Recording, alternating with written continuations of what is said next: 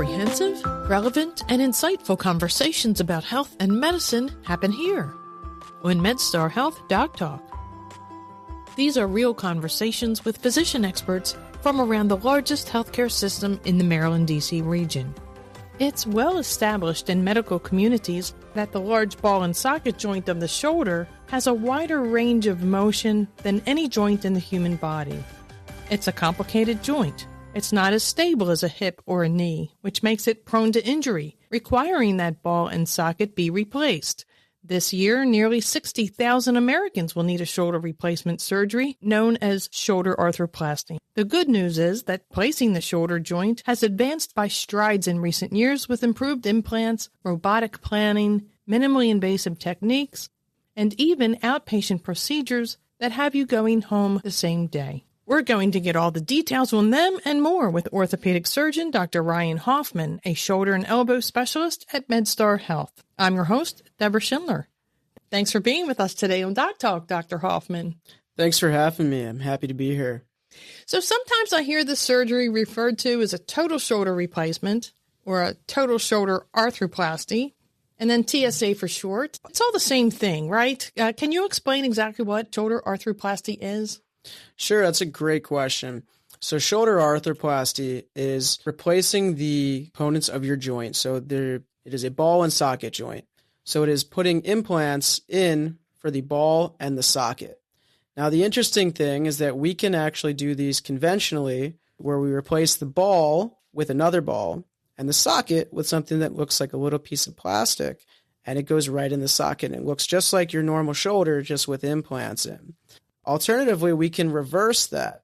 So the other version of a shoulder arthroplasty is a reverse shoulder arthroplasty, where instead of the ball being on the humerus side, the ball is actually on the socket side, and the socket is on the humerus side. And typically that was initially adapted for patients that had rotator cuff tears and injuries that we couldn't fix, and they had trouble with motion. However, the uses of that have been expanding significantly over the years. Yeah, Correct. I think most of us are familiar with the ball and socket joint in the shoulder that I mentioned earlier, but there is a much more complex network of bones, muscles, tendons. Can you give us a little bit of background or understanding of the anatomy of the shoulder and what happens that requires the joint to be replaced? Sure. The two largest conditions that end up resulting in shoulder replacements are one, glenohumeral osteoarthritis, or just standard shoulder arthritis.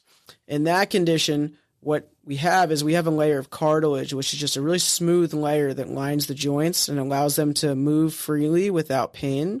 Now, in some individuals over years and over time, the cartilage kind of begins to deteriorate, and then eventually it becomes bone grinding on bone.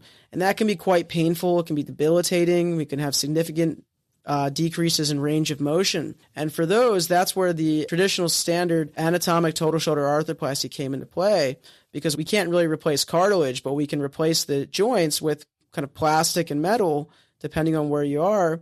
And that can give us a freely gliding joint that allows us to have more motion. The second type is considered with rotator cuff tear arthropathy, or if patients have really big rotator cuff tears.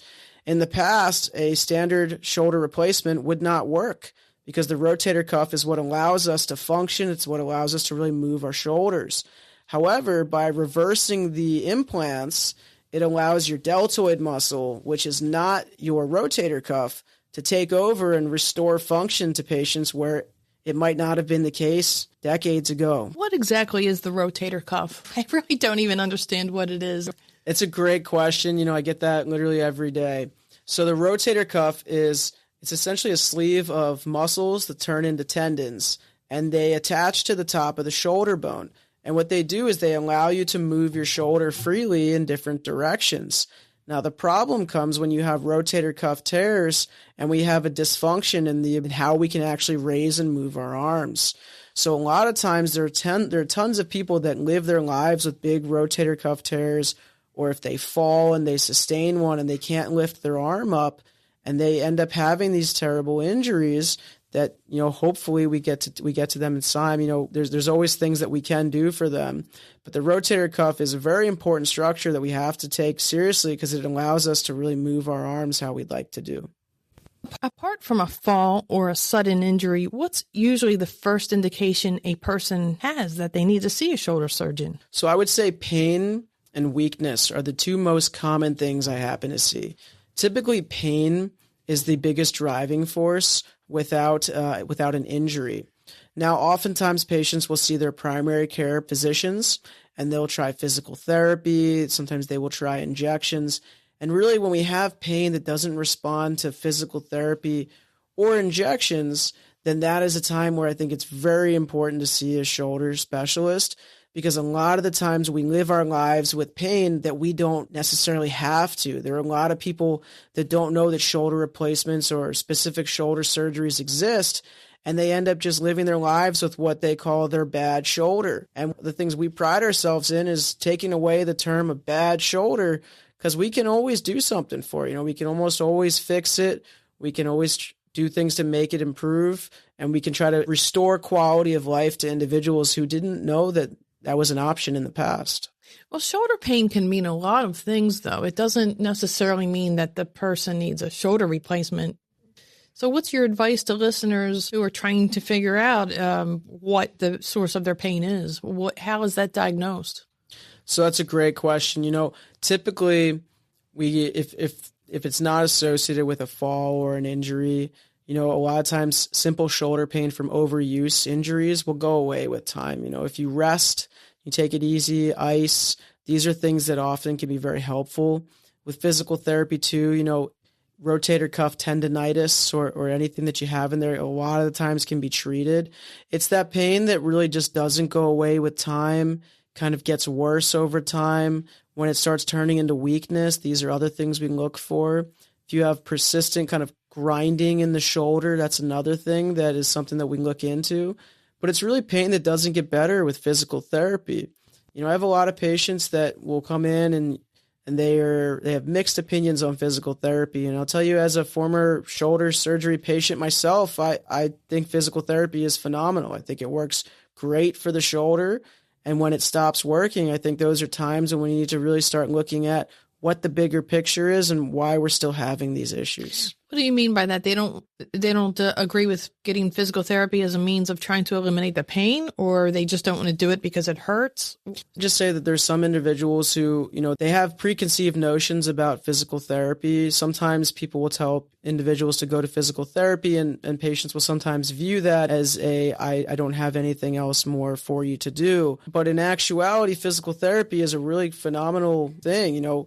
The shoulder is such a unique joint. There's so many different areas that we need to balance. There's force couples in the shoulder, and by strengthening one, you decrease the force on another. And physical therapy itself is a phenomenal thing that works very well in the shoulder.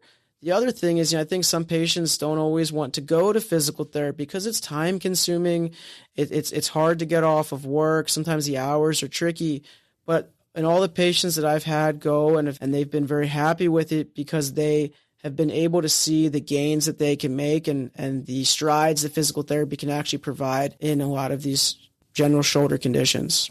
At what point would you order up imaging, and what kind of imaging would be necessary for you to say to a patient that they need arthroplasty? So I always start with x-rays. I think when you have shoulder pain, it's always important to have x-rays because you never know what you're going to find. And there are a lot of different variants that you can see that can lead to different types of shoulder issues. What I typically do, I base a lot of these off x-rays. And, if we're looking at shoulder arthritis in general, an MRI is really helpful in that it shows us if the rotator cuff is of good quality. As we mentioned, the rotator cuff's important to move the shoulder. If we're going to do a standard shoulder replacement, you need to have a really good rotator cuff. So in general, I look at advanced imaging when we have no longer responded to conservative management like physical therapy or injections, and we're looking to see if we want to go down a surgical route. So really, I use MRIs for patients with standard arthritis just so I can see the quality of the rotator cuff and make sure there's no surprises. What are you exactly looking for? So that's great. So I look for tears. I look to see if the quality of the rotator cuff tendon is good. Some patients, especially over certain ages, can have underlying tears that they never knew about just from the wear and tear of life.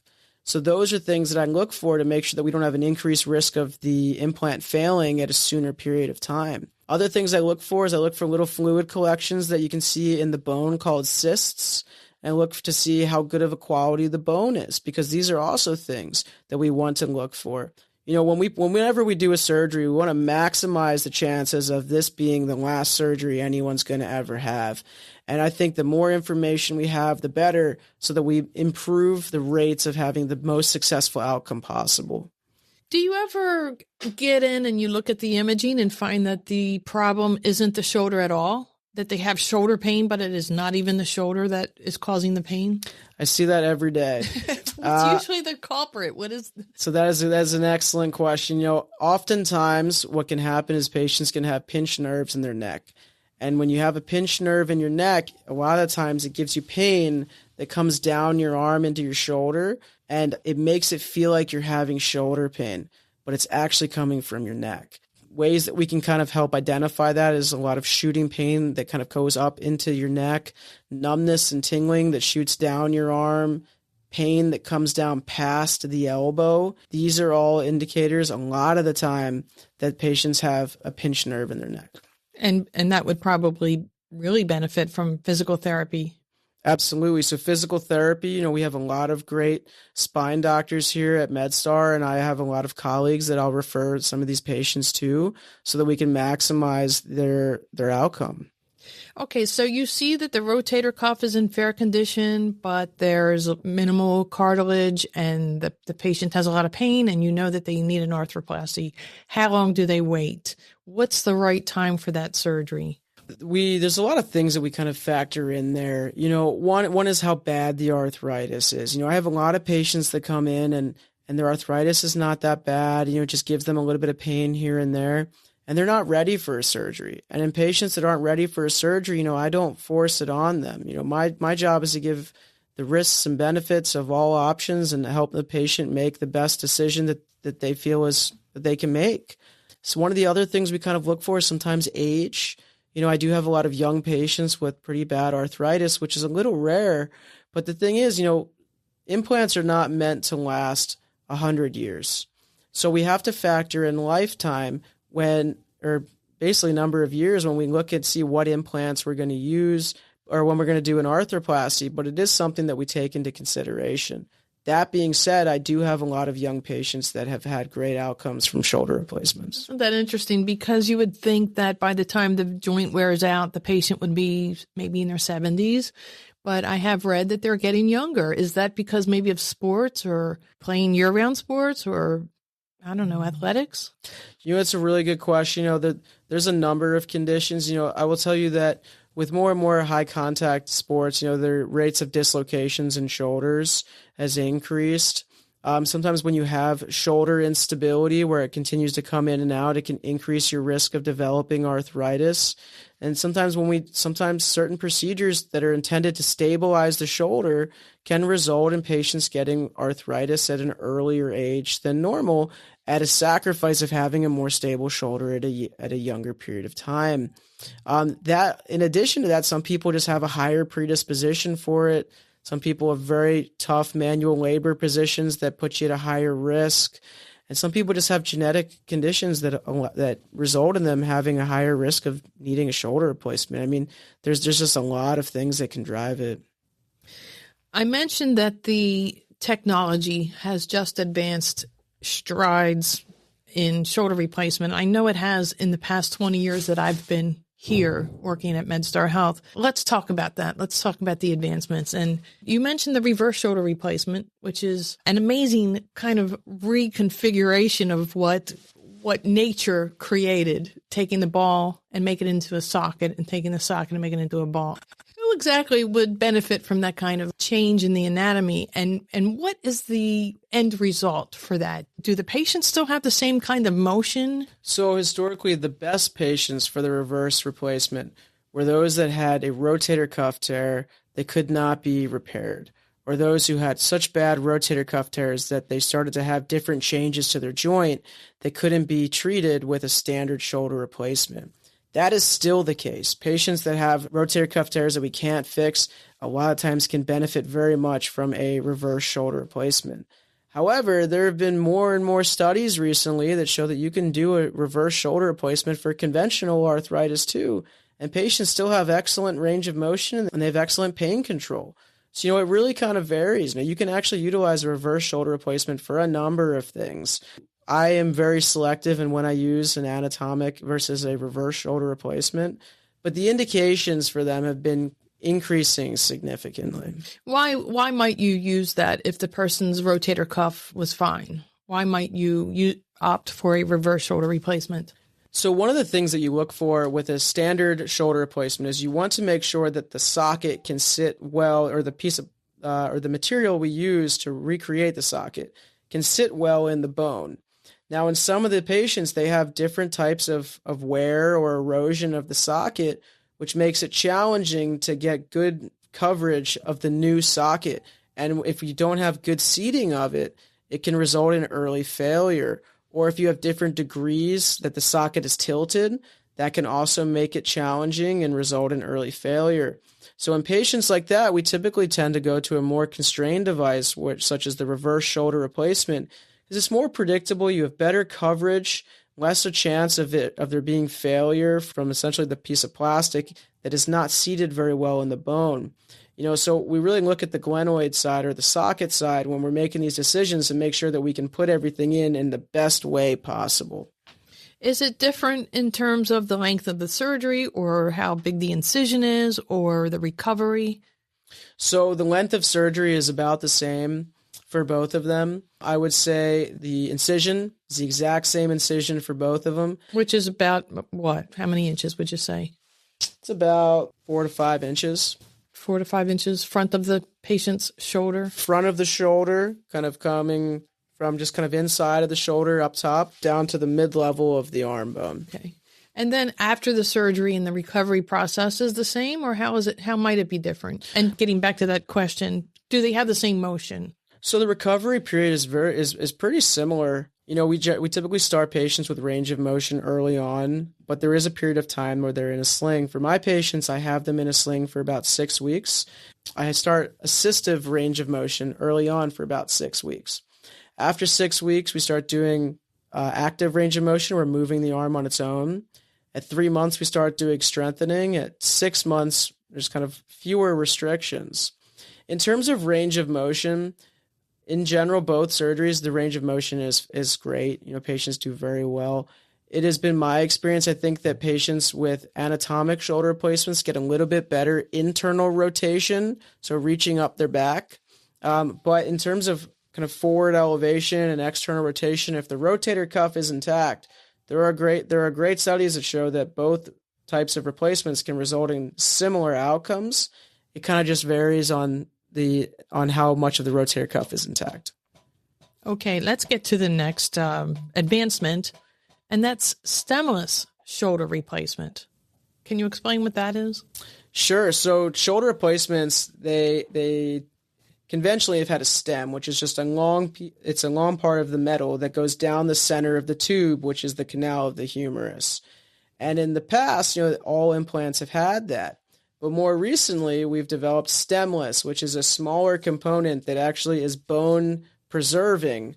So it actually results, if you ever need another surgery, it makes it for a much easier procedure. There's less bone that needs to be removed. And it's really quite fascinating. It was mostly used in anatomic total shoulder replacements, but we're currently in a few government studies now looking at its use in reverse. How does that benefit the patient, and why would they want that? So I think one of the ways that it benefits them is that it's bone preserving. If you ever need another surgery in the future, it makes for a significantly easier procedure or a less complex procedure. One of the issues is sometimes when we do these procedures, it can result in significant bone loss if they need to be revised.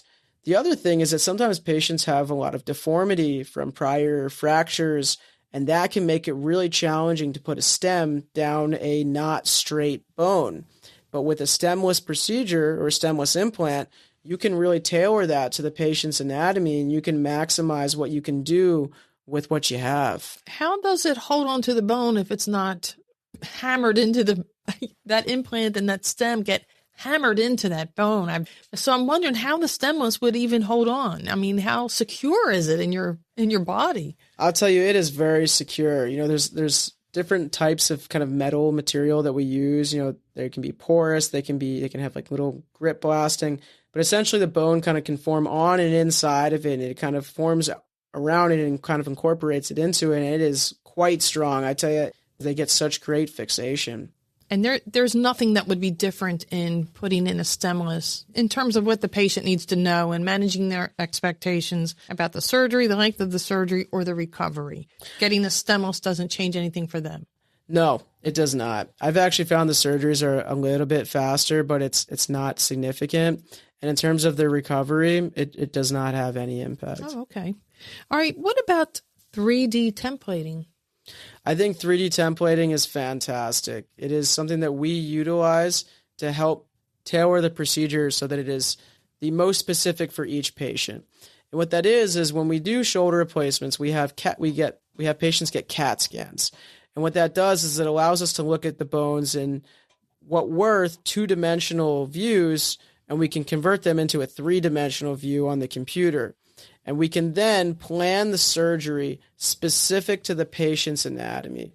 So we can really tailor this as much as possible so that each patient gets the most specific, accurate surgery possible directly related to their own anatomy. So it's for planning. Absolutely. Planning, you're not looking at a 3D template during this actual surgery, or just using for planning? So what we use it for here is that we use it for planning. There are some companies that do have mixed reality glasses that you can use them in the operating room. And that's a really interesting area that we have been looking into moving forward. But that is one area of advancement. But currently we are using them for planning. I know we used 3D printing on a talus bone that was replaced. Very cool technology. Well, it is pretty cool. And I'll tell you, so we actually do a lot of custom shoulder replacements. Patients where there's so much bone loss that conventional implants don't work. And we actually work with certain companies that 3D create certain implants that will fit into those defects. And, apart from just 3D templating on the computer, we can actually design implants that we've used in individuals. And we can also design different models so we can see how our implants will fit in the patient. And that's another unique thing that we do here. That is very cool. The implants that we've been talking about used in shoulder arthroplasty are all different. What do patients need to know about them? What makes them different? What makes them better? Should they ask their doctor for anything specific? How would they know what to ask for? I think ultimately when you're looking at shoulders, when you're looking at a shoulder replacement, the biggest thing is that you want to have trust in the person who's doing it. And you want them to use the implants that they are going to do the best job for you. However, there are very interesting technologies that are out. One of the things are we have highly cross-linked polyethylene, which is a specifically manufactured type of plastic that we use.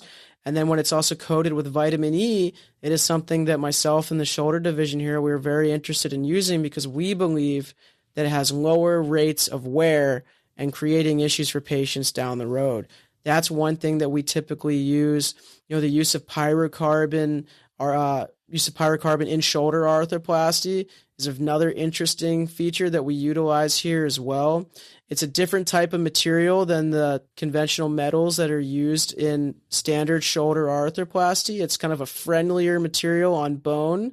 And our goal is that it decreases the risk and the rate that you have wear and needing another shoulder surgery in the future. And that is something that we certainly utilize here at MedStar.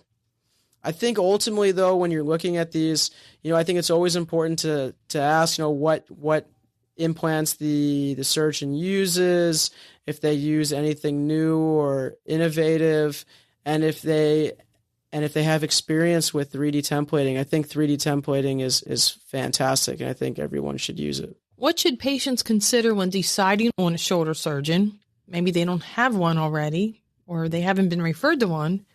And the shoulder program. So I think one thing is that you certainly, and there have been studies looking at this, but you certainly want to go to somebody who does a lot of shoulder arthroplasty. If you have individuals who do maybe 5 or 10 a year, I think that the experience is not quite there as much. And I think that there are certain differences that you can see in outcomes. So I think volume is certainly a significant thing that you need to ask. I think duration of time, number of cases are all important features. And then, I think philosophy too. I think it's always really important to understand what everybody's post-operative procedures are, how they take you through the post-operative period, what the hospital stay is like. There's a lot of really unique things that we do here that I think really show in our patient satisfaction. But I definitely think you need to be pretty selective when you're deciding who you finally go to have your shoulder replaced. Well, to that point, Helio published the results of a study that showed total shoulder arthroplasty performed by a high-volume surgeon may decrease medical and surgical complications compared with those who performed lower volumes. Should patients ask how many total shoulder replacements a surgeon has done during a consult? Would you be offended by that question as a surgeon? I will tell you, I don't think I'm offended by any question I get asked. Okay. You never know what you're going to get asked. Good to know. I'm an open book. I answer all questions that are asked. So I personally am not offended by anything that is asked, especially, when you're making such an important decision as to having a part of your body replaced. It's a very personal decision. And I don't think that anybody should be offended when somebody's doing their due diligence and trying to do their homework and make sure they make the best decision possible. I mean, especially when there's so many people that dabble in different areas. You want to make sure that you go to somebody who's really comfortable, who does a lot of them, and who can give you the outcome that you're looking for. What would be a lot of them? What would be a good number to make you feel safe? I would say, you want somebody who does at least 50 to 100 a year. Okay. With all the changes we've already seen in the advancement of shoulder arthroplasty, what do you think the future holds? So I think that's a really great question. I think one of the things that the future holds is robotics and shoulder surgery. We've already seen great success with that in total hip and knee surgery, and we have more and more areas where we can use robotics and shoulder surgery, especially with shoulder replacements. Here at MedStar, we actually have the technology for these, and this is definitely an area that we are working towards implementing in our regular practice. How would that work, actually? To tell you at what angle to put the implant in or to put a screw in? I'm thinking in terms of how it works for other orthopedic surgeries. So I think one of the ways that people have utilized it are making sure that we make perfect cuts when we make our cuts for the humerus, or putting the implants into the socket. Sometimes the deformity that you can see in the socket can be a little tricky. And unless you do a lot of them, getting certain trajectories can be a little bit challenging for some. And what robotics allows us to do is to be extremely accurate, to make sure that we don't have any issues, to make sure that the implants are placed and all of the cuts are made in the most perfect way possible. They kind of take out a lot of the guess and check aspect of it. We've been talking with MedStar Health shoulder and elbow surgeon, Dr. Ryan Hoffman. Thank you for sharing your expertise with us here on DocTalk. For an appointment with Dr. Hoffman, call 410-554-2272.